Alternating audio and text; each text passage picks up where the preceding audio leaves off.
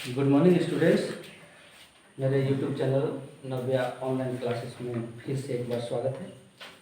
और फिर मैं क्लास 9 के लिए चैप्टर 8 लेकर के आया हूँ। चैप्टर 8 में क्या करता हूँ, मोशन अभ्यास चल रहा है, एक्सरसाइज का क्वेश्चन। और इसमें हम क्वेश्चन 7 लेकर के आए हैं। कहता है कि एक वस्तु को 20 मीटर की ऊंचाई से नीचे गिराया जाता है, ये धरातल है, ठीक है। और ये ऊंचाई, इस जगह से वस्तु को नीचे गिराया जा रहा है। तो वस्तु की ऊंचाई धरातल से कितनी ऊंचाई पर है? 20 मीटर की ऊंचाई पर है। और किस त्वरण से गिराया जा रहा है? 10 मीटर पर सेकेंड स्क्वायर के एक समान त्वरण से गिराया जा रहा है। नहीं तो कहता है कि जब धरती पर आएगा तो अंतिम वेग इसका, जब यहाँ पर वस्तु आएगा धरती के को स्पर्श करेगा तो उसका वेग उस समय कितना होगा, यानी अंतिम वेग। ये अंतिम वेग को हम लोग v से डिनोट करते हैं, वो क्या होगा। और इस ऊंचाई से वस्तु को धरातल तक आने में कितना समय लगेगा। तो पहले जो जो तुम्हारे इस क्वेश्चन में दिया हुआ है हम उसको देख लेते हैं। प्रारंभिक वेग u 0 मीटर पर सेकंड दिया हुआ है। कैसे हम जाने कि 0 मीटर पर सेकंड दिया हुआ है? क्योंकि अगर वस्तु ऊपर में स्थित है तो विरामावस्था में स्थित है। पृथ्वी से इतनी ऊंचाई पर अगर हम कह दें तो अभी ये वस्तु स्थिर अवस्था में है, तो प्रारंभिक वेग इसका 0 मीटर पर सेकंड होगा।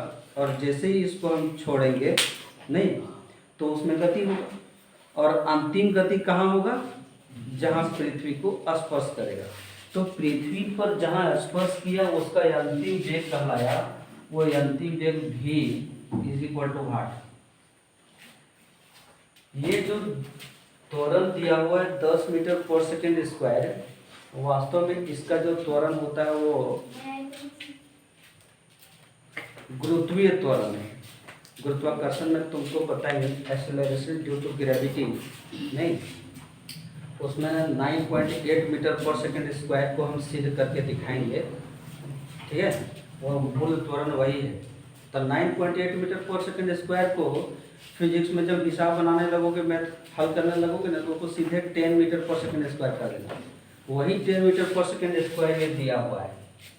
सो त्वरण ये है।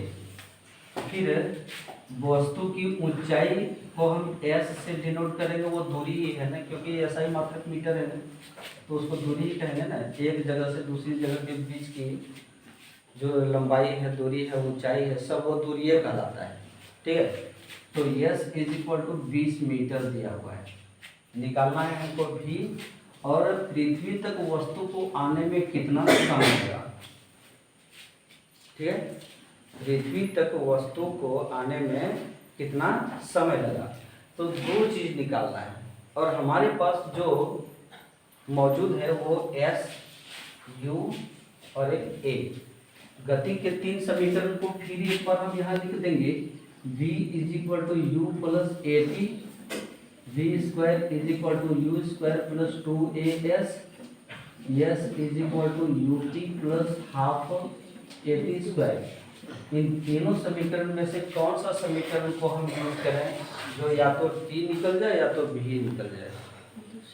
दूसरा समीकरण, ठीक है। तो कहता है कि हम जानते हैं कि v square is equal to u square plus 2as। तो v स्क्वायर तो हमको पते नहीं, u तो हमारा 0 है, 2 इंटू ए का वैल्यू कितना 10 और s का वैल्यू कितना 20, बोलो ना। तो v square is equal to ये 0 करो और ये कितना हो जाएगा, मल्टीप्लाई करो 400, सही है। तो v square is equal to 400, तो v is equal to under root 400, v is equal to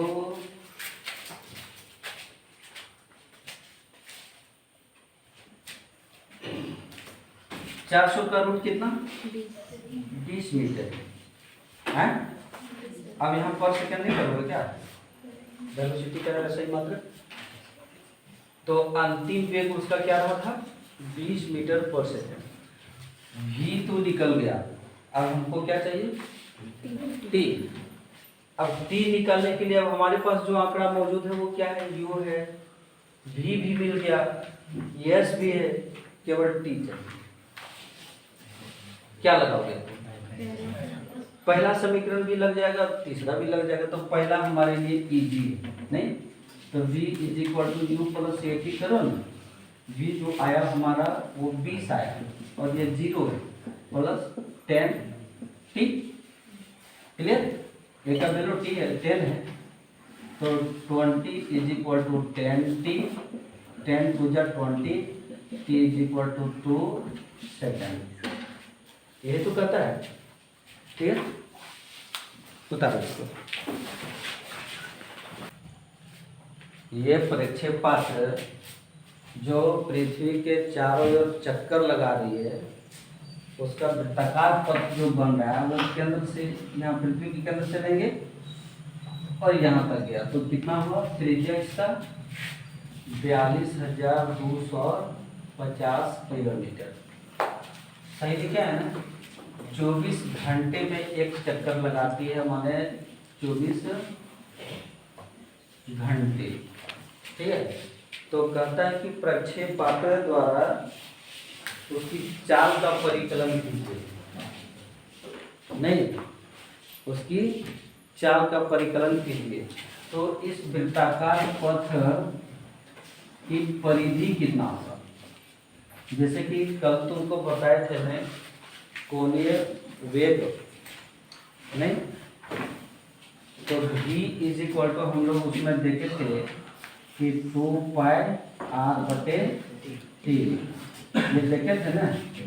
उसी फॉर्मूला को तो यहाँ लगाएंगे। सो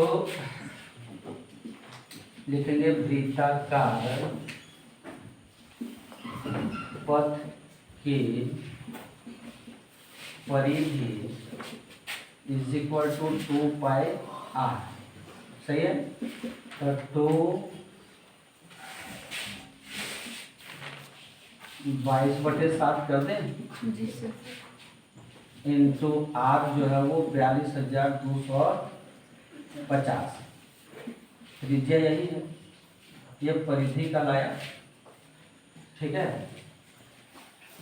इसको हम नहीं काटते हैं, रखते हैं। अब वेग बराबर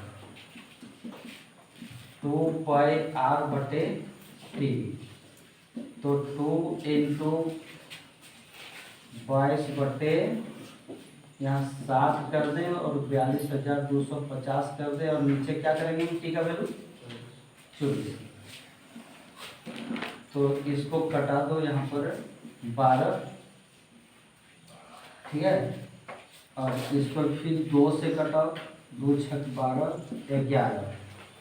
नहीं, क्या ये 6 से कटने वाला है? 2 से कट रहा है, 3 से अगर कटता है तो कहेंगे 6 से भी कटेगा? तो 3 से कटेगा कि नहीं? 6 और 7 13 हो जाता है ना? नहीं कटेगा।